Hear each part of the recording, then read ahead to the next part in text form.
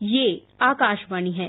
कार्यक्रम स्पॉटलाइट में प्रस्तुत है 74वें स्वतंत्रता दिवस की पूर्व संध्या पर राष्ट्रपति का राष्ट्र के नाम संदेश पर चर्चा। इसमें भाग ले रहे हैं राजनीतिक विश्लेषक शेखर अय्यर और आकाशवाणी संवाददाता सिद्धार्थ सिंह। नमस्कार श्रोताओं, स्पॉटलाइट कार्यक्रम में आपका स्वागत है। आज इस कार्यक्रम में हम चर्चा करेंगे राष्ट्रपति रामनाथ कोविंद द्वारा 74वें स्वतंत्रता दिवस की पूर्व संध्या पर राष्ट्र के नाम दिए गए संदेश पर। आज इस चर्चा में हमारे साथ हैं पत्रकार शेखर अय्यर। आज माननीय राष्ट्रपति ने राष्ट्र के नाम अपने संदेश में स्वाधीनता सेनानियों को याद करते हुए राष्ट्रीय एकता की बात की। उन्होंने महात्मा गांधी को याद किया और स्वाधीनता आंदोलन में उनके योगदान और मार्गदर्शन के बारे में बताया। राष्ट्रपति महोदय ने आज अपने संदेश में कोरोना वैश्विक महामारी के कारण जीवन में जो बदलाव आए उसकी चर्चा की। साथ ही कोरोना काल में स्वतंत्रता दिवस समारोह को सादगी और एहतियात के साथ मनाने की अपील की। उन्होंने अपने संदेश में केंद्र सरकार द्वारा कोरोना महामारी से निपटने के लिए समय रहते जो प्रभावी कदम उठाए गए उसकी चर्चा की। साथ ही उन्होंने राज्य सरकारों की भी सराहना की। अपने संदेश में राष्ट्रपति ने आम जनता के उस सहयोग की भी चर्चा की जिसके कारण इस बीमारी पर नियंत्रण और लोगों के जीवन को सुरक्षित रखने में सफलता प्राप्त हुई। उन्होंने ये भी कहा कि ये पूरे विश्व के सामने एक अनुकरणीय उदाहरण है। राष्ट्रपति महोदय ने कोरोना वॉरियर्स का भी उल्लेख किया और उनकी सराहना की। उन्होंने पश्चिम बंगाल और ओडिशा में अम्फन चक्रवात, पूर्वोत्तर पूर्वी राज्यों में आई बाढ़ का भी उल्लेख किया जिसकी वजह से काफी नुकसान हुआ। राष्ट्रपति महोदय ने अपने संदेश में वर्ष 2020 में जो हमने कई महत्वपूर्ण सबक सीखे हैं उनका भी जिक्र किया। शेखर जी, आज माननीय राष्ट्रपति ने राष्ट्र के नाम अपने संदेश में स्वाधीनता सेनानियों को याद करते हुए राष्ट्रीय एकता की बात की। उन्होंने महात्मा गांधी को याद करते हुए स्वाधीनता आंदोलन में उनके योगदान और मार्गदर्शन को याद किया। उन्होंने कोरोना वैश्विक महामारी के कारण जीवन में जो बदलाव आए उसकी चर्चा की। साथ ही कोरोना काल में स्वतंत्रता दिवस समारोह को सादगी और एहतियात के साथ मनाने की अपील की। क्या कहेंगे? राष्ट्रपति ने 4 बातें कही, यानी हमने इस समय कोरोना के पश्चात जिस तरह जो अभी गुजर रहा है इस पीरियड से हमने 4 बड़े सबक सीखे। वो 4 सबक की जो बात की है मुझे लगता है कि बहुत इम्पोर्टेंट है, जिसमें उन्होंने कहा है कि पहली बात यह है कि प्रकृति के साथ कैसे जीवन बिताना है, ये पहली सबक है। और दूसरी है कि किस तरह हमें आगे काल में कैसे हमें ये करना चाहिए।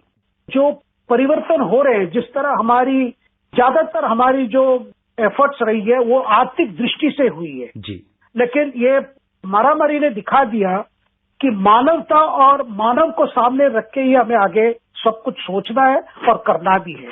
क्योंकि जब तक मानव को सामने रखेंगे, जिस तरह हमने देखा है विश्व भर में, क्योंकि अभी तक जो रहा है कि किस तरह आर्थिक कोऑपरेशन कैसे हो, लेकिन इस बार समय आ गया है कि मानव को सामने रखते हुए, मानवता को सामने रखते हुए, दोनों चीजों को सामने रखते हुए कैसे हमें कोलैबोरेशन करनी चाहिए।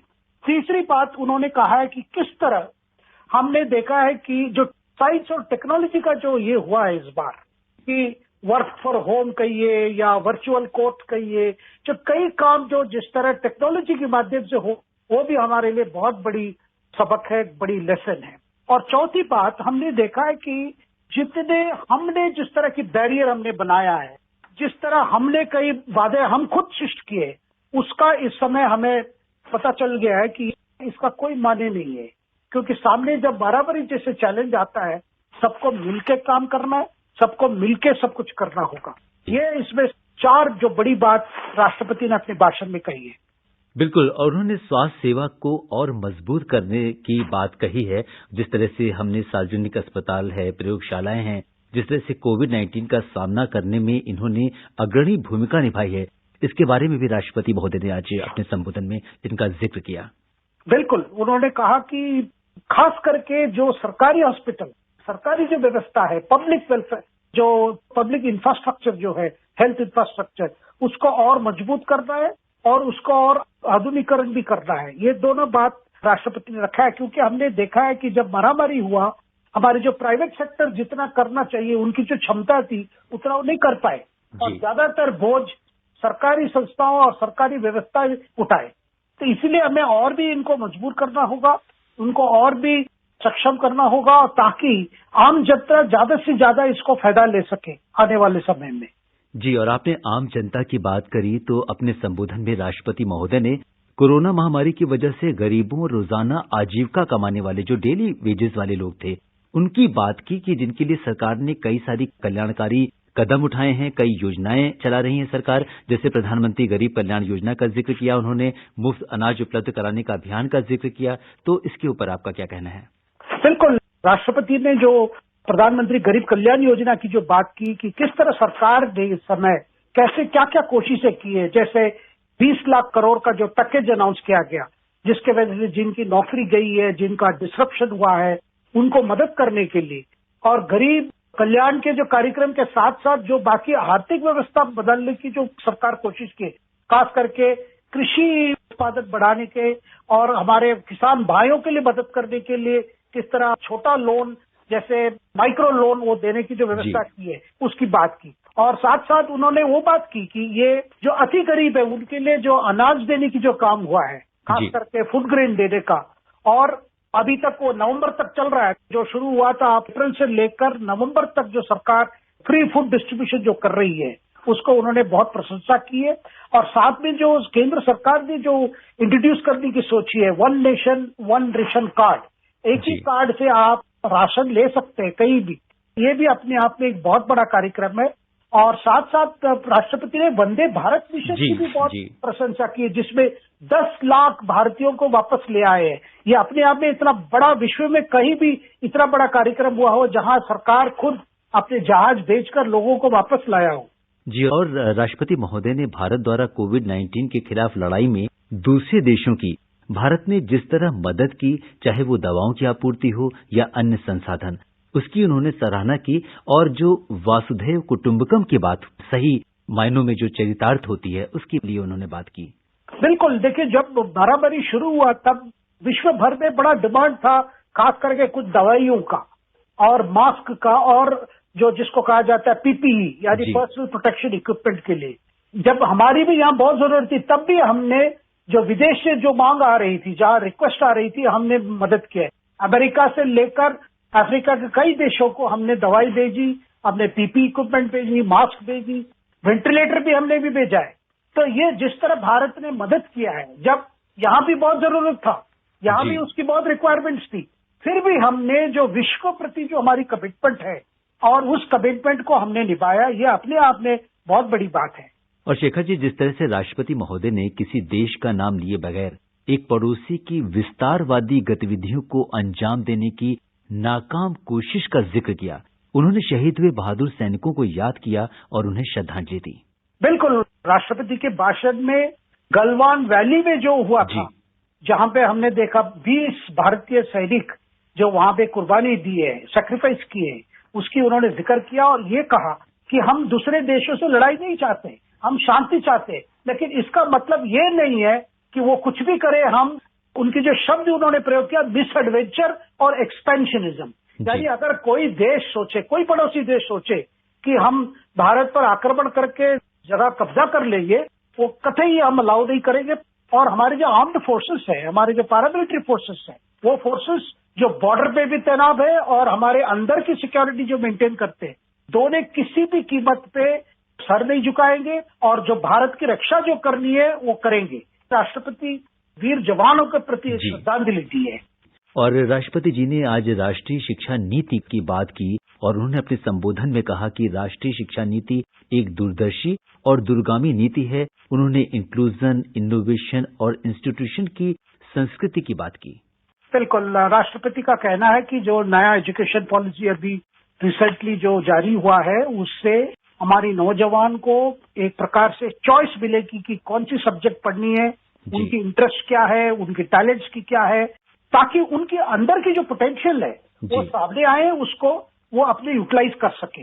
तो राष्ट्रपति का कहना है इसकी वजह से हमारी जो क्वालिटी है एजुकेशन, वो क्वालिटी बढ़ेगी और जो युवा जो शिक्षा लेंगे उनको ऐसी तालीम मिलेगी जो उनके लिए रोजगार मिलने का संभव और बढ़ेगा।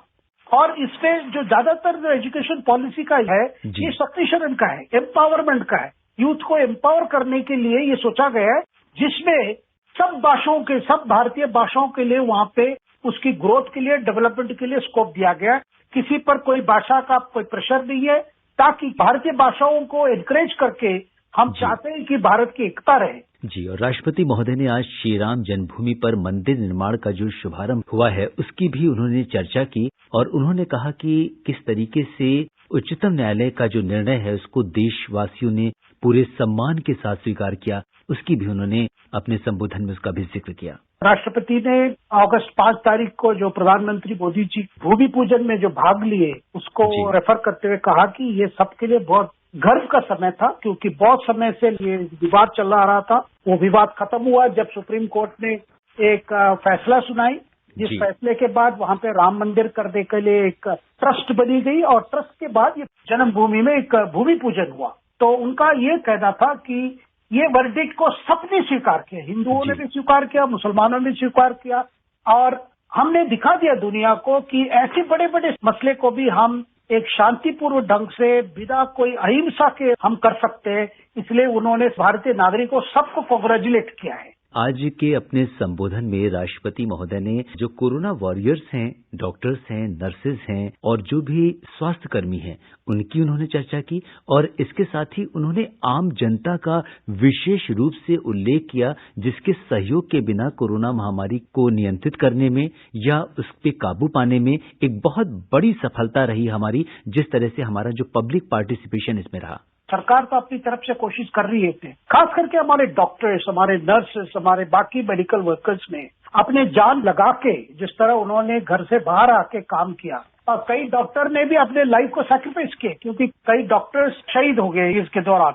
और दूसरी बात जो राष्ट्रपति ने जिक्र किया कि जिस तरह गरीबों के लिए जो सेवा में लगे हुए थे, कई लोग लगे हुए थे, कई किचन खुले गए, कहीं पे खाना बांटा गया, कहीं पे कुक्ड फूड बांटा गया, कई एनजीओस लग गए थे, कई सेवा समितियां लग गई थी। तो राष्ट्रपति का कहना है कि ये अपने आप में जिस तरह लोग ऐसा एक क्राइसिस को मैनेज करने सामने आए और सरकार को जो भी एफर्ट्स हो रहा था उसको कॉम्प्लीमेंट करके, सप्लीमेंट करके जो सामने है, ये अपने आप में बहुत प्रशंसनीय है। बिल्कुल, और राष्ट्रपति महोदय का जो संदेश था, कई बातें उन्होंने भावनात्मक रूप से भी कही कि उन्होंने कहा कि जब गांव और नगर में कामकाज रुक जाता है और सड़कें सुनसान हो जाती हैं, तब अपने अथक परिश्रम से ये कोरोना योद्धा सुनिश्चित करते हैं कि लोगों को स्वास्थ्य सेवाएं, राहत है, पानी और बिजली, परिवहन, संचार, दूध, सब्जी, जितनी भी आवश्यक सुविधाएं हैं, राष्ट्रपति महोदय ने उनका जिक्र किया और उन लोगों का भी धन्यवाद दिया।